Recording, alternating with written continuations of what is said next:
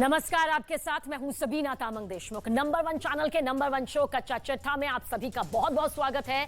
कच्चा चिट्ठा के आज के स्पेशल एडिशन में सबसे पहली रिपोर्ट उस खबर को लेकर जिसने अमेरिका की नींद उड़ा दी है। खबर यह है कि 9 देशों के न्यूक्लियर क्लब में बहुत जल्द 10वें देश की अब एंट्री होने वाली है। दरअसल दावा किया जा रहा है कि ईरान परमाणु बम बनाने के बहुत ही करीब है, बेहद करीब, और यह अमेरिका के लिए बहुत बड़ी सिरदर्दी है। कैसे? इस रिपोर्ट के जरिए जरूर देखें।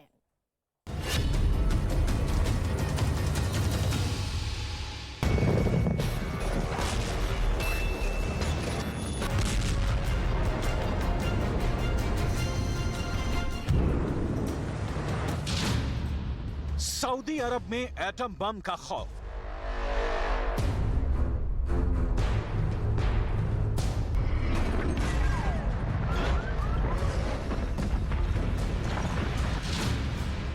रियाद पर रेडिएशन का खतरा क्यों?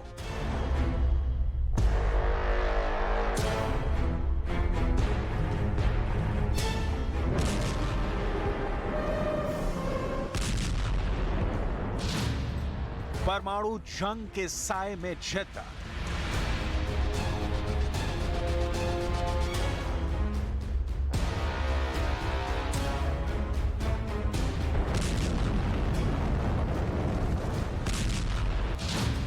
दम्माम में बजने लगा है न्यूक्लियर सायरन।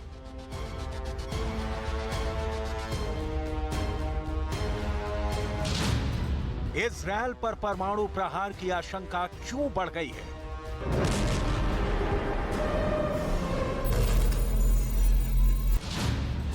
क्या इजरायल के तेल अवीव पर परमाणु बम का खतरा मंडरा रहा है?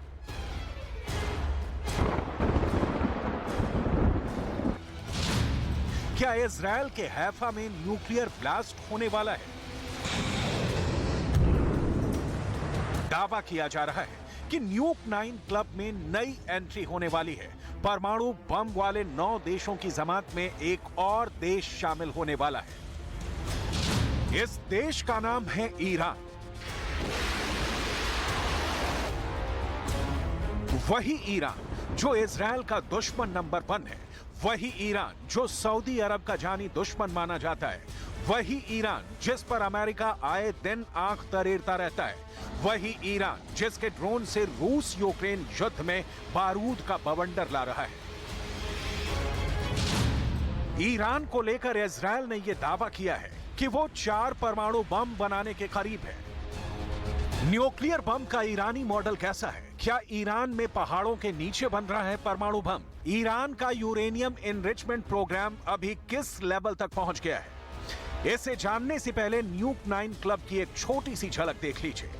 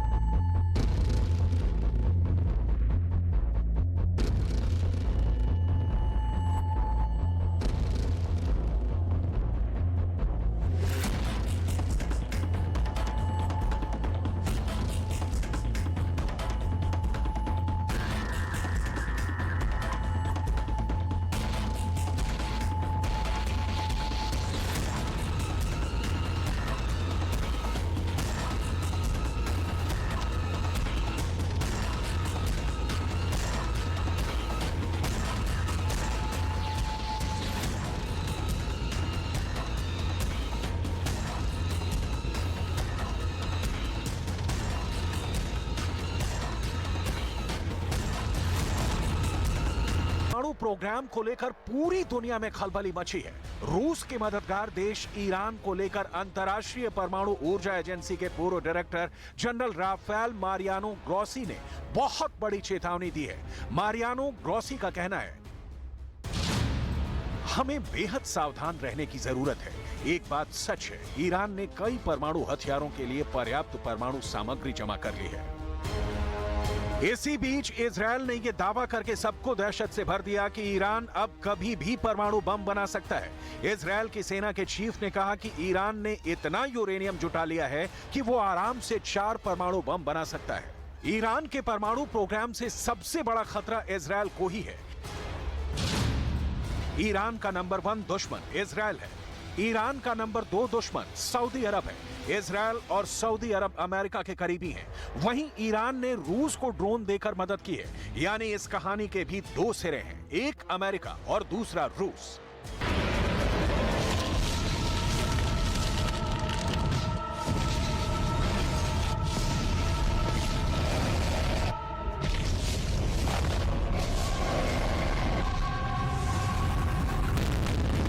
ईरान के शाहिद 136 ड्रोन से रूस ने यूक्रेन में भारी तबाही मचाई है। ईरान के ड्रोन इस्तेमाल करके रूस उन हथियारों को टारगेट कर रहा है जो उसे अमेरिका और नाटो से मिले हैं। इनमें टैंक और बख्तरबंद गाड़ियां हैं, यूक्रेन की बड़ी बड़ी तोप और बहुत ही खास और खतरनाक हाइमार्स जैसे मल्टी रॉकेट लॉन्चर हैं, जो ज़ेलेंस्की को बाइडेन से बतौर तोहफा मिले थे। रूस ने ईरान से फतह 110 मिसाइल की भी डिमांड की है। फतह 110 वही मिसाइल है जिससे ईरान ने इराक में अमेरिकी मिलिट्री बेस पर हमला किया था। ये वही मिसाइल है जिससे ईरान ने जनरल कासिम सुलेमानी की हत्या का बदला लिया था।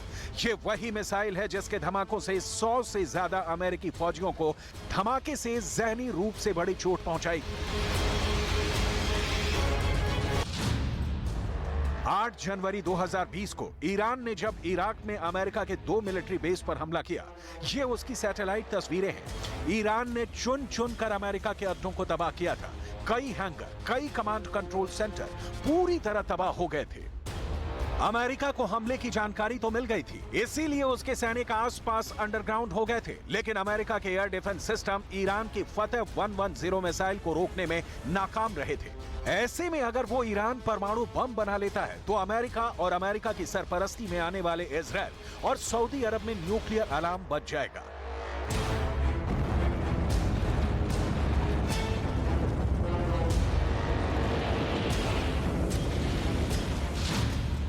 आईएईए का अनुमान है कि अक्टूबर 2022 तक ईरान ने यूरेनियम हेक्साफ्लोराइड के रूप में 3,323 किलोग्राम यूरेनियम का भंडार जमा कर लिया है।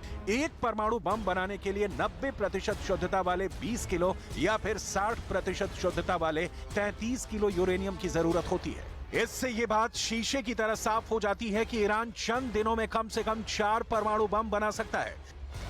ईरान का दावा है कि उसके पास परमाणु बम बनाने की तकनीकी क्षमता है, लेकिन परमाणु बम बनाने के लिए अभी ईरान की ओर से कोई फैसला नहीं लिया गया है। लेकिन लंदन में मौजूद आउटलेट ईरान इंटरनेशनल का दावा है कि अगर अमेरिका या इजराइल ने ईरान पर हमले की कोशिश की तो ईरान कम से कम समय में परमाणु हथियार बना सकता है। दावा किया जाता है कि ईरान की सबसे बड़ी न्यूक्लियर साइट कोम के पास फोर्डो में एक अंडरग्राउंड फैसिलिटी है जहां यूरेनियम एनरिचमेंट किया जा रहा है। दूसरी साइट अरक में है, तीसरी साइट बुशहर में है, चौथी साइट इस्फहान में है जहां ईरान का यूरेनियम रूपांतरण संयंत्र काम करता है। पांचवी साइट नतांज में मौजूद यूरेनियम संवर्धन संयंत्र है जो ईरान की सबसे बड़ी गैस सेंट्रीफ्यूज यूरेनियम संवर्धन संयंत्र है। वहीं छठी साइट तेहरान रिसर्च सेंटर है। ईरान का नंबर 1 दुश्मन इजराइल है, ये पूरी दुनिया को पता है। इसीलिए ईरान के परमाणु प्रोग्राम से सबसे बड़ा खतरा इजराइल को ही है। इसीलिए इजराइल ने यह दावा किया है कि उसकी तैयारी भी तगड़ी है। इजराइल का दावा है कि ईरान को मुंह तोड़ जवाब देने के लिए इजराइल के पास एक नहीं बल्कि 3 प्लान तैयार हैं। दूसरा, ईरान के परमाणु ठिकानों पर वार, और अगर मामला इससे भी ज्यादा बढ़ा तो इजराइल पूरी तरह से ईरान पर टूट पड़ेगा और उसके सैन्य ठिकानों को तबाह कर देगा। हालांकि ईरान परमाणु बम बनाने की अपनी तैयारी को नकारता रहा है, लेकिन इजराइल शुरुआत से कहता आ रहा है कि ईरान झूठ बोल रहा है। दावा तो यहां तक है कि ईरान के परमाणु बम प्रोडक्शन प्रोग्राम में पाकिस्तान ने भी खतरनाक खेल शुरू कर दिया है। एक हालिया घटना से यह आरोप लगे हैं कि पाकिस्तान ईरान को यूरेनियम बेचने की कोशिश कर रहा है। ब्रिटेन से एक बेहद खतरनाक खबर आई कि लंदन के हीथ्रो एयरपोर्ट पर भारी मात्रा में यूरेनियम पकड़ा गया है। इस यूरेनियम से एटम बम बनाया जा सकता है। यह यूरेनियम पाकिस्तान से भेजा गया था। पाकिस्तान से ब्रिटेन में मौजूद एक ईरानी कंपनी को यूरेनियम भेजा गया था। सवाल यह है कि क्या जिस पाकिस्तान ने ईरान और उत्तर कोरिया को परमाणु बम बनाने की तकनीक बेची है, अब उसी पाकिस्तान ने एटम बम बनाने के लिए जरूरी यूरेनियम भी ईरान को बेचने का कोई गुप्त फैसला किया है। वहीं नाटो की एक रिपोर्ट इस मामले के दूसरे पहलू को उजागर करती है। नाटो की रिपोर्ट कहती है कि पाकिस्तान ने सऊदी अरब के लिए एटमी हथियार बनाए हैं क्योंकि सऊदी अरब ईरान के खिलाफ परमाणु हथियार चाहता है। सऊदी अरब पाकिस्तान के एटम बम के खातिर ही पाकिस्तान को कर्ज देता जा रहा है। तो क्या ईरान के संभावित परमाणु बम के खतरे को संतुलित करने के लिए सऊदी अरब पाकिस्तान से एटम बम हासिल करना चाहता है? क्योंकि इजरायल पहले से ही परमाणु बम संपन्न है। ऐसे में अगर ईरान ने परमाणु बम बना लिया तो सबसे ज्यादा खतरा इजरायल को ही है। ये वजह है कि इजरायल अमेरिका के साथ युद्धाभ्यास कर ईरान को डराता रहता है। इजरायल के टीवी चैनलों ने दावा किया है कि ईरान पर बहुत जल्द हवाई हमला किया जाएगा और निशाने पर ईरान की वो लोकेशन होगी जहां परमाणु बम बनाने का काम किया जा रहा है। अगर इजरायल की मीडिया का दावा सही निकला और इजरायल ने ईरान पर बम गिरा दिया तो बहुत बड़ा बवाल मचेगा। ईरान ने पिछले हफ्ते चेतावनी दी थी कि उसकी मिसाइलों और उसके खतरनाक ड्रोन बेकार नहीं जाएंगे। मतलब ये कि अगर हमला इजरायल की तरफ से हुआ तो ईरान भी जवाब देगा और यूक्रेन युद्ध के साथ ही दुनिया में एक और बड़ी जंग छिड़ जाएगी।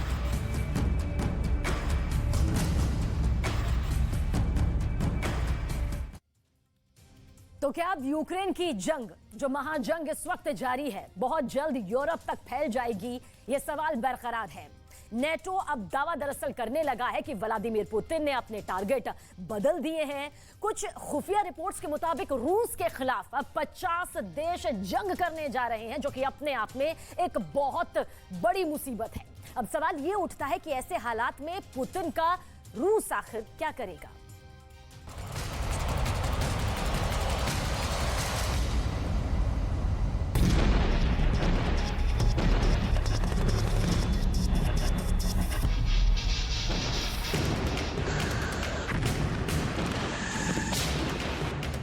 क्या पुतिन के पास सिर्फ एक ही रास्ता बचा है कि वो यूक्रेन के साथ साथ यूरोपीय देशों पर भी हमला कर दे?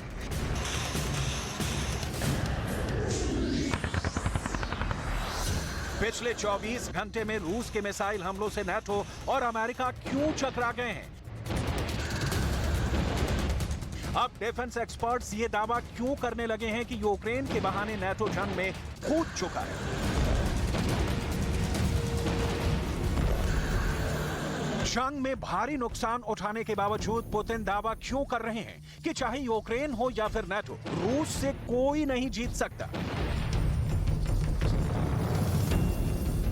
यूक्रेन को 2 लाख करोड़ के हथियार मिलने के बावजूद ज़ेलेंस्की को क्यों लग रहा है कि यूक्रेन को और हथियार चाहिए?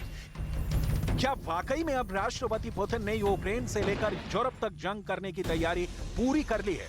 क्या अब यूरोप मांस की चक्की में पिस जाएगा? 11 महीने बाद भी रूस पूरी ताकत से यूक्रेन पर भयानक हमले कर रहा है। 30 देशों से बने नाटो और अमेरिका के तमाम हथकंडों के बावजूद रूस ना तो कमजोर पड़ा है और ना ही रूसी सेना हारती हुई दिख रही है। इस वक्त हालत ये है कि पुतिन की फौज ने यूक्रेन के पूरब में भारी हमले दोबारा से शुरू कर दिए हैं, जबकि दूसरी तरफ ब्रिटेन, जर्मनी, अमेरिका और नाटो में शामिल 30 देश यूक्रेन को एक से बढ़कर एक घातक हथियार दे रहे हैं। खबरों के मुताबिक यूक्रेन को अमेरिका, जर्मनी और ब्रिटेन की तरफ से घातक टैंक मिलने का रास्ता साफ हो चुका है। जर्मनी का लेपर्ड 2, ब्रिटेन का चैलेंजर 2 और अमेरिका का M1 एब्रम्स टैंक की बदौलत रूस को यूक्रेन में हराने की जोरदार तैयारी हो रही है। लेकिन सवाल उठता है कि क्या यूक्रेन पश्चिमी देशों के हथियारों के दम पर खुद रूस के खिलाफ जंग कर रहा है या फिर नाटो की सेना ने सीधे सीधे रूस से जंग करना शुरू कर दिया है? क्योंकि रूस ने साफ कह दिया है कि जंग में यूक्रेन के साथ साथ यूरोप भी कूद पड़ा है और सभी को पता है कि नाटो में यूरोपीय देशों का वर्चस्व है कि यूक्रेन और यूरोप दोनों रूस के खिलाफ युद्ध कर रहे हैं। डिफेंस एक्सपर्ट्स के मुताबिक रूस के खिलाफ यूक्रेन को जो हथियार अब दिए जा रहे हैं वो आत्मरक्षा के लिए नहीं बल्कि हमला करने के लिए नाटो दे रहा है। एयर डिफेंस सिस्टम या टैंक भेदी मिसाइलें रक्षात्मक हथियार नहीं बल्कि इनका इस्तेमाल रूसी सेना पर हमले के लिए होगा। एक्सपर्ट्स के मुताबिक यूक्रेन को ऐसे हथियार देने के फैसले से नाटो रूस को यह चेतावनी दे रहा है कि यूक्रेन युद्ध को बहुत बड़े स्तर पर ले जाने के लिए नाटो रूस के खिलाफ तैयार हो चुका है। पुतिन के करीबी माने जाने वाले निकोलाई पेत्रुशेव ने तो यहां तक दावा कर दिया है कि यूक्रेन के बहाने अमेरिका और नाटो ने रूस के खिलाफ हाइब्रिड वॉर शुरू कर दी है। इन दावों में इसलिए भी दम नजर आ रहा है क्योंकि 12 जनवरी 2023 को यूक्रेन के नीप्रो पर रूस ने 57 मिसाइल हमले किए थे, जिसमें भारी तबाही हुई थी। दावा किया गया कि रूस के इस मिसाइल हमले में 60 से ज्यादा यूक्रेनी मारे गए थे, जिसके बाद से नाटो और अमेरिका रूस को जंग में हराने के लिए पूरी तैयारी से कूद पड़े हैं। यहां तक कि जो जर्मनी यूक्रेन को टैंक देने को तैयार नहीं था, वो जर्मनी आज अपने 14 लेपर्ड 2 टैंक के साथ साथ घातक हथियार भी दे रहा है।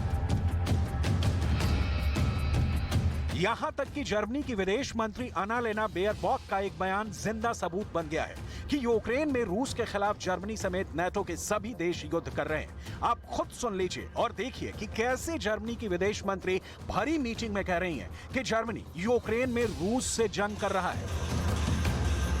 We have to do more to defend Ukraine. Yes, we have to do more also on tanks. But the most important and the crucial part is that we do it together and that we do not do the blame game in Europe because we are fighting a war against Russia and not against each other.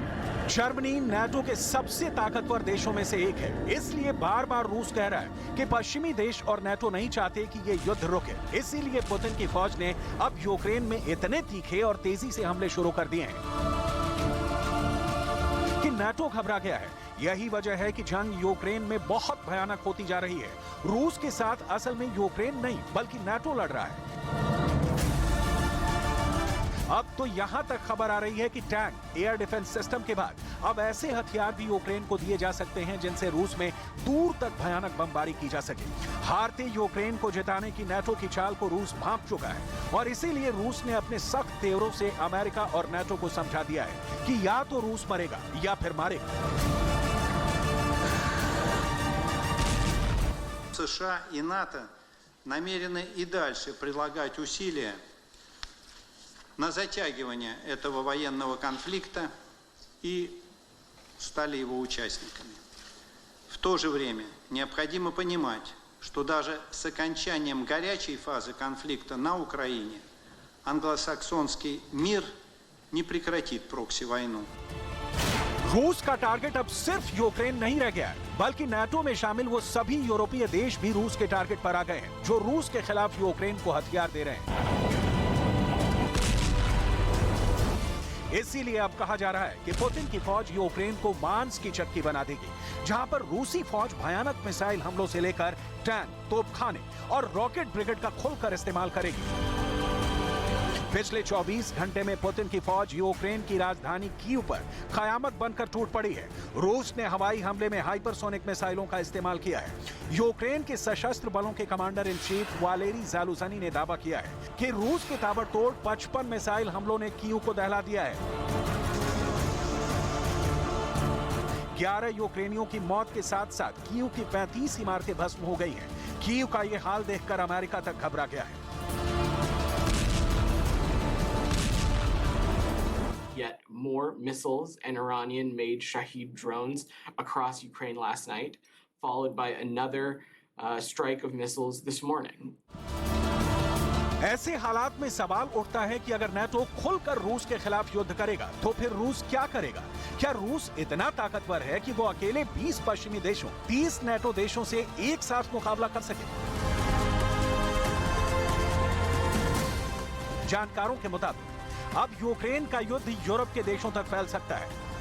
हो सकता है रूस उन इलाकों पर हमला कर दे जहां से नाटो यूक्रेन को हथियार भेज रहा है। खास तौर से सबसे पहले रूस के टारगेट पर पोलैंड आ सकता है, क्योंकि सबसे ज्यादा हथियार यूक्रेन को वहीं से सप्लाई हो रहे हैं। कुछ वॉर एक्सपर्ट्स ने अनुमान लगाया है कि रूस जर्मनी तक उन रेल और सड़क मार्गों को निशाना बना सकता है जहां से हथियारों की खेप गुजरेगी। इसके अलावा एस्टोनिया, लातविया और लिथुआनिया में मौजूद अमेरिकी ठिकानों पर भी रूस हमला कर सकता है। अगर ऐसा हुआ तो युद्ध यूक्रेन से लेकर यूरोप तक फैल सकता है। बार बार जो खबरें आ रही हैं कि पुतिन की 7 लाख फौज फरवरी में नए सिरे से हमला करने जा रही है, वो रूस की कोई साधारण जंग की तैयारी नहीं है, ना ही यूक्रेन को लेकर है, बल्कि पुतिन ने यूक्रेन पर हमला करने का मन बना लिया है। रूस की फौज नए सिरे से हमला करेगी। 11 महीने की जंग में रूस के कमांडर अच्छी तरह से समझ चुके हैं कि हमला कब और कहां कैसे करना है। नाटो के महासचिव जेन्स स्टोल्टेनबर्ग भी अब खुलकर कहने लगे हैं कि पुतिन का टारगेट सिर्फ यूक्रेन नहीं बल्कि पूरा यूरोप है। We have no indication that President Putin has changed his goals when it comes to the war invasion of Ukraine. He wants northern Europe. He wants Europe where he can control neighbors and control Ukraine. And Russia is planning for new offensives. They are building heavily up. They are mobilized hundreds of thousands of new troops, ramping up production, acquiring ammunition from authoritarian regimes like Iran, North Korea, and therefore we have to be prepared for new Russian offensives. That's a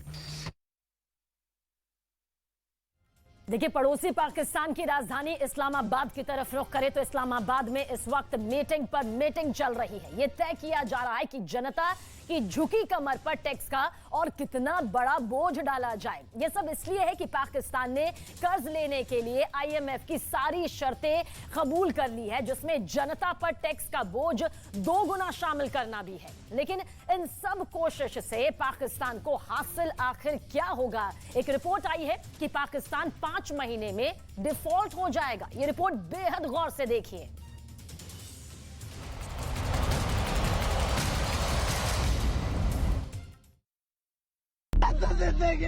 महंगाई है, 3 time की 1 time पक रही है रोटी।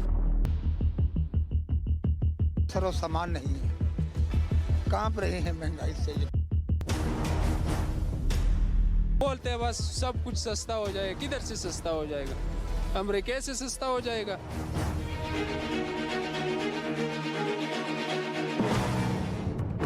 IMF कहेगी कि 300 कर दो तो 300 का कर देंगे पेट्रोल, 400 का कहेंगे 400 का कर देंगे। वो दावे करते थे कि हम सस्ता करेंगे, ये करेंगे, लेकिन उन्होंने कुछ भी नहीं किया। बस अब गला दबा दें हमारा, इससे बेहतर यही है। दुख, तकलीफ, भूख और कर्ज के बोझ से झुकी कमर एक व्यक्ति नहीं, एक कंपनी नहीं, पूरा का पूरा देश कटोरे के साथ दुनिया के चौराहे पर दया की भीख मांग रहा है। दे दे बाबा, खाने को लाले पड़े हैं। महंगाई डायन ने कंगाल बना दिया है। पाकिस्तान चीख रहा है, दर्द से जार जार है। आजादी के बाद से पाकिस्तान अपने सबसे बुरे दौर से गुजर रहा है। पड़ोसी पाकिस्तान तिल तिल मर रहा है। हालात इतने कष्टकारी हैं कि ये लाइनें बता रही हैं। कहां तो तय था चिरागा हर एक घर के लिए, कहां चिराग मयस्सर नहीं शहर के लिए। कुछ नहीं खत्म हुई। मेरे भाई जैसे देख रहे हैं, एक कांटे के तेले के पीछे गरीब, उस ग्रीन रंग का तैला, कितने गरीब उसके पीछे अपनी तैयारियां खराब कर देते हैं। गरीब लोग का गुजारा बड़ा मुश्किल हो गया। कमरानों को तो कोई एहसास नहीं है। वो कमरान अपने ऐसी कमरे में बैठा, इसका क्या एहसास? इन्होंने इमदाद स्टार्ट की हुई थी ना, उसमें कीड़े पड़ गए हैं। गरीब आवाम को वो नहीं दिए, वही पैसे लेके अभी कीड़ों वाला गरीब आवाम को दे रहे। आवाम पर टैक्स का क्रूर कोड़ा, पाकिस्तान में जुल्मी लगान वसूली का ऐलान, कर्ज लेने के लिए पाकिस्तान का सरेंडर। विश्व बैंक बोलेगा, पाकिस्तान सिर्फ सुनेगा। कर्ज के लिए देश के भविष्य का सौदा। आईएमएफ का वफ्द नवे जायजे के लिए 31 जनवरी से 9 फरवरी तक पाकिस्तान आएगा। वफ्द दौरे के दौरान पाकिस्तान की माली पोजीशन बेहतर बनाने, तवानाई के शोबे के गर्दिशी कर्ज को कम करने, करेंसी मार्केट में शरह तबादला के जरिए करेंसी की कमी दूर करने पर बात होगी। खाक में मिली पाकिस्तान की अर्थव्यवस्था में ताजा सांस भरने के लिए प्रधानमंत्री शहबाज शरीफ जनता से नई लगान वसूली करने जा रहे हैं। जेहालत की नुमाइश से अंतर्राष्ट्रीय मुद्रा कोष यानी आईएमएफ को रिझाने में नाकामी के बाद अब पाकिस्तान आईएमएफ से कर्ज लेने के लिए उनकी सारी शर्तों को मानने के लिए राजी है। सत्ताधीशों के अदूरदर्शी फैसलों का खामियाजा आवाम ही भुगतती है। पाकिस्तान की सरकार अपने खाली खजाने को भरने के लिए लोगों की जलती जेब को अब और जलाएगी। 7-8 बिलियन डॉलर है मेरे ख्याल में। मैं इससे डिसएग्री करूंगा। इससे आप अपने दिवालिया को डिले कर सकते हैं, रोक नहीं सकते। उसकी वजह यह है तो मुल्क का दिवालिया तब रुकता है जब मुल्क उसकी इकॉनमी सांस लेना शुरू करती है, जिससे सरकार की टैक्स से होने वाली कमाई 30,000 करोड़ पाकिस्तानी रुपए हो जाएगी। अभी पाकिस्तानी सरकार की टैक्स से होने वाली कमाई 20,000 करोड़ है। मतलब एक झटके में लोगों पर टैक्स का करीब 2/3 बोझ बढ़ जाएगा। कम से कम बर्डन हो, इंटेंशन कम्युनिटी या IMF प्रोग्राम जरूर हो जाए, तो ये दो तरफ जो बिल्कुल कॉन्ट्रडिक्टिंग फोर्सेस जा रही हैं। हम इंसुलेट करना चाह रहे हैं, आम आदमी पे कम से कम बर्डन डालें। IMF की जो प्रोग्राम है वो हमें दूसरी तरफ खींच के लेके जाना चाह रहा है। आवाम की पीठ को प्रधानमंत्री शहबाज शरीफ ने सत्ता की सीढ़ी मान लिया है। मरती जनता की आखिरी सांस जल्दी छीन लेने पर तुली शरीफ सरकार लगान पर लगान लगा रही है और खुद के लिए क्या कर रही है आप सुनेंगे तो पड़ोसी के भाग्य पर आपको भी रोना आ जाएगा। शहबाज शरीफ सरकार ने सांसदों के विवेकाधीन खर्च को 9,000 करोड़ पाकिस्तानी रुपयों तक बढ़ा दिया है। इतना ही नहीं, जनता को रोटी मुहैया कराने की जगह शरीफ सरकार ने जजों के आवासों के मरम्मत और रख रखाव के लिए खजाने से करीब 85 करोड़ रुपए आवंटित कर दिए हैं। लोग हैं जिन्हें ताकत के नशे ने तबाह बर्बाद किया है और इस मुल्क को तबाह बर्बाद किया है सिर्फ इनकी वजह से। किसी को गरीब की फिक्र नहीं है। आप कीमतें देखें, आटे की, चीनी की, दालों की, सब्जियों की, आसमानों से बातें कर रही हैं, लेकिन उन्हें फिक्र नहीं है। असल में पाकिस्तान की बदनसीबी का बड़ा कारण शहबाज शरीफ जैसे रहनुमा ही हैं। शरीफ की कंगाली से उबरने की नाकाम नीतियों और IMF की शर्तों पर मुहर का ताजा असर देख लीजिए। कर्ज लेने के लिए IMF की जरूरी शर्तों के मुताबिक रुपए को खुले बाजार की कीमत के हिसाब से खुला छोड़ दिया गया है, जिसके बाद पाकिस्तानी रुपए में एक ही दिन में 25 रुपए की गिरावट आ गई। पाकिस्तानी रुपया 20 सालों के अपने सबसे न्यूनतम स्तर पर पहुंच गया है। $1 की कीमत इस वक्त 255 पाकिस्तानी रुपए हो गई है। इतना ही नहीं, इसका असर सोने के दाम पर भी पड़ा। एक ही दिन में 1 तोले सोने की कीमत में करीब 5,000 की बढ़ोतरी हुई, जिसके बाद 10 ग्राम सोने की कीमत 1,95,500 तक पहुंच गई है। यही हाल रहा तो एक रिपोर्ट के मुताबिक मुल्क मई 2023 तक डिफॉल्ट हो जाएगा, यानी तय वक्त पर कर्ज नहीं चुकाने वालों की लिस्ट में शामिल। इसका मतलब होगा कि पाकिस्तान का टोटल क्रेडिट लॉस, जिसके आधार पर कर्ज मिलता है, तब क्या होगा पाकिस्तान का? ये 22 करोड़ जनता के दिलो दिमाग को मथ रहा है। आज अनाज नहीं है, पानी नहीं है, बिजली नहीं है, सड़क टूट गई है, महंगाई का बम फूट गया है, संसद में नेताओं की शर्मिंदगी सूख गई है। विदेशी मुद्रा की भारी कमी पाकिस्तान में बिजनेस को ठप कर रही है। बंदरगाह विदेशों से आए कंटेनरों से भरे पड़े हैं, लेकिन खरीदारों के पास भुगतान करने के लिए डॉलर में पैसे नहीं है। पाकिस्तान सरकार ने विदेशी मुद्रा को बनाए रखने के लिए डॉलर में भुगतान पर प्रतिबंध लगा दिया है। पाकिस्तान में अब सप्लाई चेन के ठप पड़ने की आशंका बढ़ती जा रही है। पाकिस्तान खाने पीने की वस्तुएं समेत कपड़े, दवाइयां और भी बहुत कुछ विदेशों से आयात करता है। विदेशी एयरलाइंस और उनसे जुड़े संघों ने घटते विदेशी मुद्रा भंडार को बनाए रखने के लिए डॉलर में भुगतान में लगी पाबंदी के कारण पाकिस्तान में ऑपरेशन को बंद करने की चेतावनी दी है। इसी बीच ऊर्जा संकट ने पाकिस्तान के लिए नए मोर्चे पर मुश्किल पैदा कर दी है। ऐसे में पाकिस्तानी अधिकारियों ने बिजली की बचत के लिए कई कपड़ा मिलों को बंद कर दिया है और बाकी के काम के घंटों में कटौती की है। में ना पानी है, ना बिजली है, ना गैस है, बस इसे समझे कि जिंदा लाशें ही हैं। शहबाज सरकार IMF के सामने गिड़गिड़ा रही है। इस गिड़गिड़ाहट का नतीजा है कि IMF ने पाकिस्तान को कर्ज देने के लिए ऐसी शर्तें लगाई हैं जिनका पालन करना पाकिस्तान के लिए लगभग नामुमकिन है। लेकिन पाकिस्तान के पास इसके अलावा कोई दूसरा रास्ता बचा ही नहीं है। IMF ने कहा है कि पाकिस्तान की सरकार अपने खर्चों पर लगाम लगाए, लोगों पर टैक्स लगाकर कमाई का इंतजाम करे, कई अहम चीजों पर सब्सिडी खत्म करने का भी सुझाव दिया गया है। पाकिस्तान में हड़कंप है, पेट्रोल पंपों पर पेट्रोल खत्म है तो सरकार का खजाना भी खाली है, अनाज के गोदाम खाली पड़े हैं और सब्जियों की कीमतें आसमान छू रही हैं। इसलिए पाकिस्तान ने एक आखिरी कोशिश के तौर पर अमेरिका के सामने घुटने टेक दिए हैं। IMF की तरफ से पाकिस्तान को मिलने वाला बेल आउट पैकेज पिछले 6 महीने से अटका हुआ है। 2019 में $6 अरब का IMF बेल आउट मिला था। इसके बाद पिछले साल इस कर्ज में $1 अरब की और बढ़ोतरी की गई, लेकिन चुकाने के वक्त पाकिस्तान में विनाशकारी बाढ़ आ गई और अब तो चुकाने के लिए डॉलर ही नहीं बचे हैं। पाकिस्तान में तबाही वाली तस्वीरें सोचने पर विवश करती हैं कि पहले से भूखी जनता टैक्स की नई सुरसा का मुंह कैसे बंद करेगी। सवाल है, शहबाज शरीफ ने ऐसा फैसला क्यों लिया जिसका दर्द जनता को भुगतना होगा। पाकिस्तान को यह फैसला इसलिए लेना पड़ा क्योंकि उसका विदेशी मुद्रा भंडार लगभग खाली है, जिसकी वजह से कुछ भी इंपोर्ट नहीं किया जा सकता। यही नहीं, जो देश पाकिस्तान के साथ दोस्ती की कस्में खाते थे वो भी अब उससे किनारा कर रहे हैं। चीन तो उसे कर्ज के जाल में फंसा ही चुका है। अमेरिका ने भी उस पर मेहरबानियां बंद कर दी हैं। ना सिर्फ चीन और अमेरिका बल्कि मुस्लिम देशों के साथ हमेशा खड़ा रहने वाला सऊदी अरब भी पाकिस्तान को बीच मझधार में छोड़ चुका है। इसलिए IMF के आगे झुकने के अलावा पाकिस्तान के सामने दूसरा कोई रास्ता नहीं था। IMF की टीम पाकिस्तान भी आने के लिए रेडी है ताकि हालात की समीक्षा की जा सके। अमेरिकी टीम भी इस वक्त पाकिस्तान पहुंच रही है, लेकिन सवाल पाकिस्तान को नए कर्ज मिलने का नहीं है। सवाल पाकिस्तान के सुधरने, संवरने और कर्ज चुकाने की योग्यता हासिल करने का है। पाकिस्तानी हुक्मरानों के फैसले पाकिस्तान की भलाई के लिए नहीं, सिर्फ अपनी पेट भराई के लिए होते हैं। शहबाज शरीफ का मुसीबत में सरकारी रेवड़ी वाला ऑर्डर आप देख चुके। अब पूर्व PM इमरान खान नियाजी के गलत फैसलों का असर देखिए। 2022 में पाकिस्तान के उद्योगपतियों ने भारत से कॉटन इंपोर्ट करने की मांग की थी, लेकिन इमरान खान ने इजाजत नहीं दी। नतीजा ये हुआ कि अब पाकिस्तान के कपड़ा उद्योग का दम तोड़ना तय दिख रहा है। उद्योगपतियों के पास ना तो कॉटन है जिससे वो कपड़ा बना पाए, ना ही केमिकल और डाई इंपोर्ट करने लायक पैसे। तो रोटी जा रही है, कपड़े पर मुसीबत है और मकान तो आधा पाकिस्तान कच्ची दीवारों के साए में जिंदगी बिताने के लिए 70 सालों से मजबूर है। प्रश्न ये उठता है कि फिर पाकिस्तान का मुस्तकबिल यानी भविष्य में क्या पता है।